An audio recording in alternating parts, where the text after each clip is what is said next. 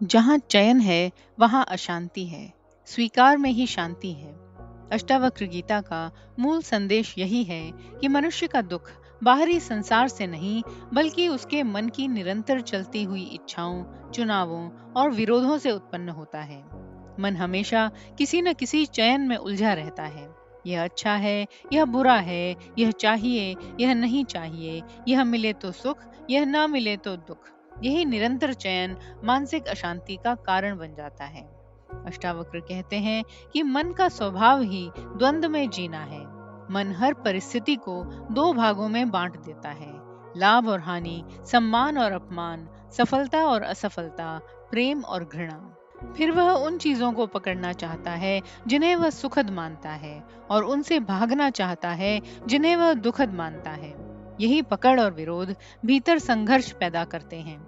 जब तक मन चयन करता रहेगा तब तक शांति संभव नहीं है, क्योंकि हर चयन के साथ भय जुड़ा होता है, पाने का डर, खोने का डर और भविष्य की चिंता। अष्टावक्र गीता यह सिखाती है कि आत्मा इन द्वंद्वों से परे है। आत्मा न किसी वस्तु को स्वीकार करती है और न ही अस्वीकार, वह केवल साक्षी है। जैसे आकाश बादलों के आने जाने से प्रभावित नहीं होता, वैसे ही आत्मा जीवन की परिस्थितियों से अछूती रहती है।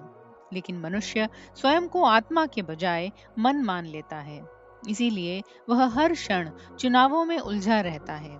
उसे लगता है कि सही परिस्थितियां मिल जाएंगी तो शांति मिलेगी, परंतु अष्टावक्र कहते हैं कि शांति परिस्थितियों से नहीं बल्कि चैन छोड़ने से आती है। यहाँ स्वीकार का अर्थ हार मान लेना या निष्क्रिय हो जाना नहीं है, बल्कि इसका अर्थ है जीवन को जैसा है वैसा देखने की क्षमता। जब व्यक्ति हर घटना के साथ मानसिक संघर्ष करना छोड़ देता है, तब भीतर सहजता उत्पन्न होती है। उदाहरण के लिए, यदि कोई अपमान करता है तो मन तुरंत चयन करता है, यह गलत है, ऐसा नहीं होना चाहिए। इसी विरोध से क्रोध और पीड़ा जन्म लेते हैं। लेकिन यदि व्यक्ति साक्षी भाव में रहे और घटना को केवल घटित होते हुए देखे, तो भीतर अशांति नहीं उठती, यही स्वीकार है। अष्टावक्र गीता में ज्ञानी पुरुष का वर्णन करते हुए कहा गया है कि वह संसार में रहते हुए भी भीतर से शांत रहता है, क्योंकि उसने चयन की आदत छोड़ दी है। उसके लिए सुख आए या दुख, लाभ हो या हानि, वह भीतर से स्थिर रहता है। इसका कारण यह नहीं कि उसके जीवन में समस्याएं नहीं हैं, बल्कि यह कि उसने मन के आग्रहों को पहचान लिया है। वह जान गया है कि शांति किसी विशेष परिस्थिति का परिणाम नहीं बल्कि स्वीकार की अवस्था है। मन हमेशा भविष्य में जीता है। वह सोचता है जब यह मिलेगा तब मैं शांत हो जाऊंगा, लेकिन एक इच्छा पूरी होते ही दूसरी इच्छा जन्म ले लेती है। यही अंतहीन चयन और चाह मनुष्य को थका देती है। अष्टावक्र कहते हैं कि आत्मा वर्तमान में स्थित है, उसे कुछ पाने की आवश्यकता नहीं। इसलिए जब व्यक्ति मन के पीछे भागना छोड़ देता है, तब वह पहली बार वास्तविक शांति का अनुभव करता है। इस शिक्षा को जीवन में गहराई से देखा जा सकता है। कई बार दो लोग एक ही परिस्थिति में होते हैं, लेकिन एक अशांत रहता है और दूसरा शांत। कारण परिस्थिति नहीं बल्कि उसके प्रति उनकी आंतरिक धारणा है। जो व्यक्ति हर चीज को नियंत्रित करना चाहता है, वह लगातार तनाव में रहेगा।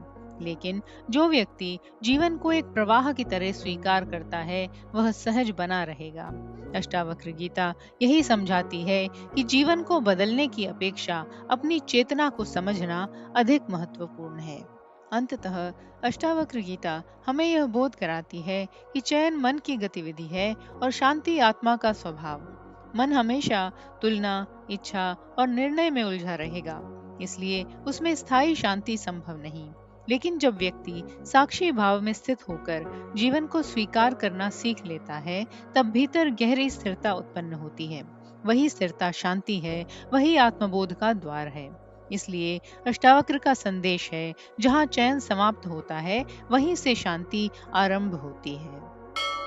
आप देख रहे हैं सुनो और सुनते ही रहो। हमारा चैनल प्राचीन ग्रंथों की गहन शिक्षाओं को सरल भाषा में आप तक पहुंचाने का एक प्रयास है। हमारे उत्साहवर्धन के लिए लाइक, शेयर, कमेंट और सब्सक्राइब जरूर करें। यदि आप इस मिशन में सहभागी बनना चाहते हैं तो चैनल ज्वाइन करें और इस यात्रा में हमारे साथ चलें।